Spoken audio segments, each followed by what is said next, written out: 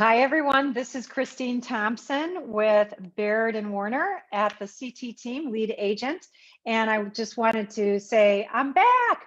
I missed a couple of weeks between vacation and super crazy schedule. So I'm so glad that I'm able to get this show in this week, giving you weekly updates on the marketing on Naperville market. So I'm just going to skip right to the screen share here. And start getting into the information. That's what you're here for.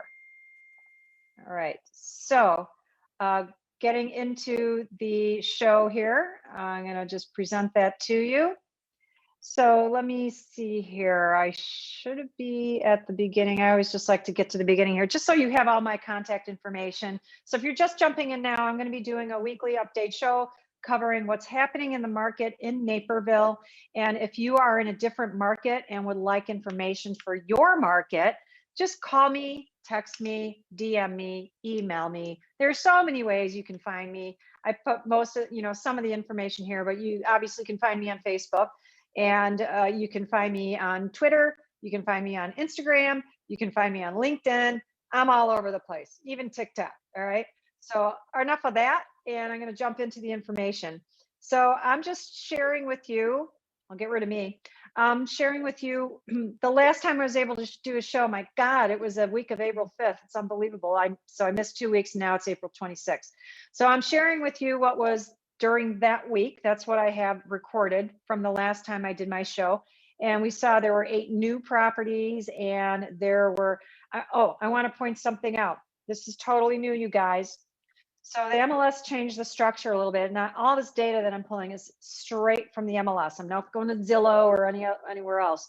So MLS now has incorporated the private listings into the general search for agents. So when I pull this general search on what's happening in the market, it's including the private listings now, which is really, really helpful, because before there were private listings, but it wouldn't show up on this chart and we'd only see what was new. But there are sellers out there that are allowing showings in their private listings. What is a private listing? It is a home that is for sale, listed with a brokerage, but they are not ready to put it on the live market. So it won't be in the Zillow site or Redfin or Realtor.com or any other consumer website that provides homes to shop. You have to go to an agent to find these. It's the only way you can find the private listings, okay? So you need an agent that has access to the MLS and they can find the private listings. So now we get to see, okay, there's new on the active market, and there were 19 in the private listing market, I'll call it, okay? 25 went under contract. Now, some of those could have been a private listing. So it gets a little bit more complicated now. Just beware about market time, because a private listing does not accrue market time, but it's still out there and available for agents to see and show, but no market time accruing. So can't completely trust market time anymore, because the way the MLS has changed this and how sellers are allowing their agents to pre-market the property, bring buyers in, get it under contract before they even racked up a day on the official market. All right. If you have questions about that, call me. It may sound complicated to you. So that was a week ago, 8 new, but with 19, that's really 27 new. Okay. And then we had 25 go under contract. Now, some of these new ones here, there might be maybe a few outliers where maybe they were priced wrong, sitting on the market. They cancel it and make it new again, just to give it new life and new blood, okay?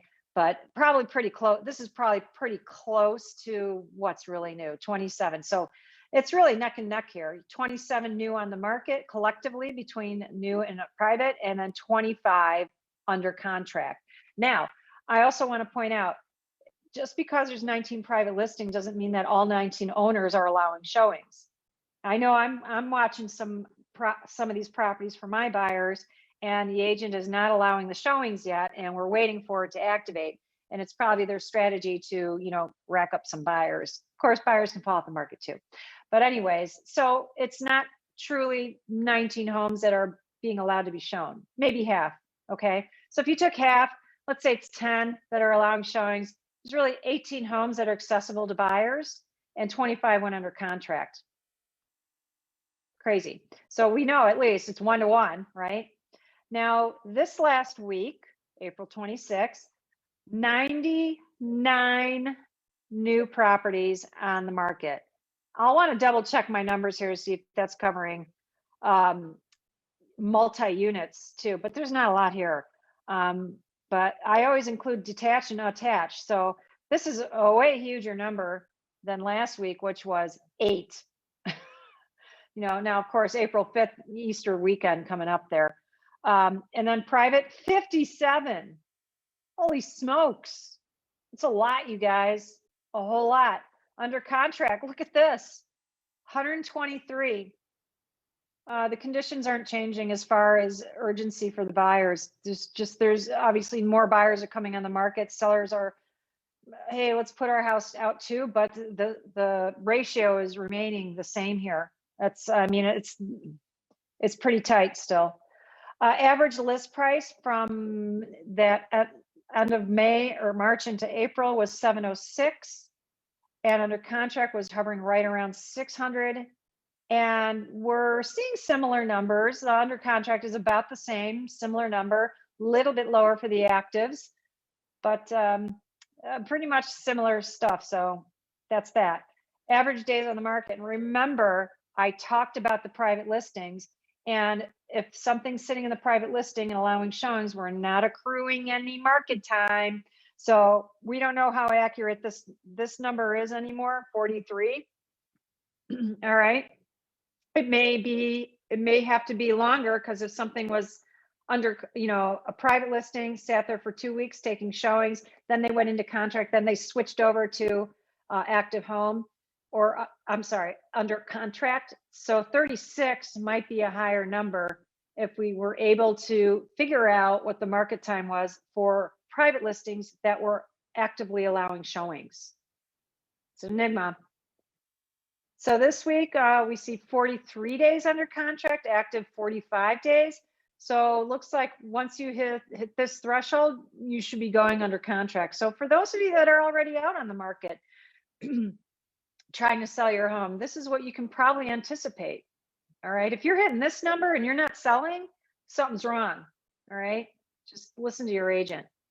And these are the numbers behind all those bar graphs that I just shared with you. So the average list price for sold homes was 503. Average sale price for the sold homes is 500.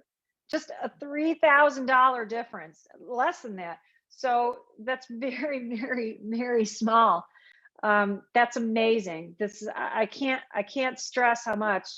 I've never seen a seller market like this in the 19 years that I've been practicing this business. And even talking to my mom, who's been doing real estate since 1978, neither of us have ever seen a seller market like this ever before. It's unbelievable. Average list price to sale price right now, the numbers I just showed was from the few weeks ago, but right now it's showing the average list price for sold homes was 638 about. And the average sale price 632. Still a very small difference. That's not big, considering that's averaging out from 75 sales. Okay, there's always the few outliers out there that bring the number from list price down below. All right. And then I like this. This is kind of all over the place. So leading into Easter, it started slowing down, 3.77 average number of showings per listing. And this is a report that comes in every Monday, reporting what happened on the weekend. And then it dropped down to 2.37. That was Easter, you guys, so understandable. Then it kicked up to 5.85. Then it went down to 2.8, and now it's at 4.33. So it's a little bit of a roller coaster ride here. I don't know why it was down here. There were no holidays going on, but it slipped down then. But now it kicked up like substantially. So let's see what next week plays, or the next few weeks. I'll keep rotating this down so you can monitor, what is what's the heat of the market. And this is a little reflection of it. So back in the beginning of April, the market action index needle was 47. If you haven't watched any of these shows before, I want to point out that in all of 2020, this market action index needle was between 35, maybe 38, consistently around 35, 36. So 47, totally different than last year. And this week it kicked up even a little more. But that, kind of goes with where the average showings are. And we're seeing that even though the inventory is up, way more contracts happening too. Keeping the agents busy out there. Thank you, buyers. Today's mortgage rates, this is what I pulled on April 5th. And I always focus on two rates. I'm not going to go through all of this. You can always go back to the video, pause it, and take a look at all these numbers. And these are just national averages, okay? So this isn't from just one mortgage company. 30-year fixed rate is 3.27. That's a conventional loan. And on FHA, we're at 2.89. We were below or just below 3 for conventionals. Now we're at 3.27. My opinion, this is putting more urgency in the buyers because they probably are in fear that it's going to keep going up even more. And they want to capture what I call cheap money. All right. This is really cheap money. FHA rate's pretty good too. And for you buyers out there that think like, I just can't win. I can't win. I'm an FHA buyer and the seller's not going to want to take an FHA loan over a conventional or a cash loan. Well, I'm helping a buyer get a purchase a home. It's a VA loan, which is even tougher than an FHA loan. So just be sure you're working with an agent that is very creative with your offer.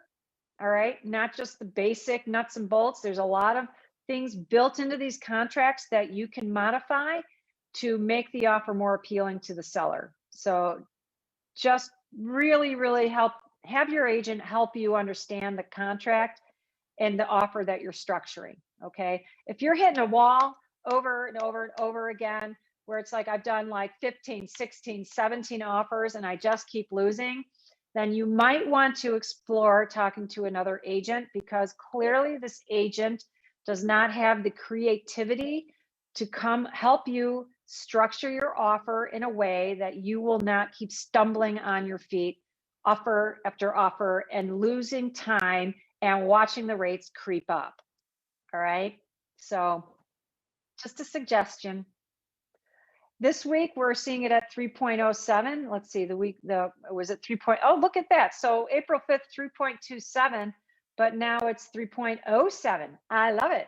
That's great. And FHA still under 3. So that's fantastic. All right. So it looks like we're hovering, staying around 3. That's wonderful. Get out there and take advantage of the cheap money. So in a nutshell, I'd just like to wrap up and point out one thing. A lot of questions that I'm getting from people, investors hoping that the market's going to crash. Isn't it a housing bubble? I mean, this is insane. Buyers are making offers that essentially 20%, paying 20% more than a year ago, general rule of thumb. So a lot of people think, well, this has got to be a housing bubble. It's got to implode. Okay, it's got to implode.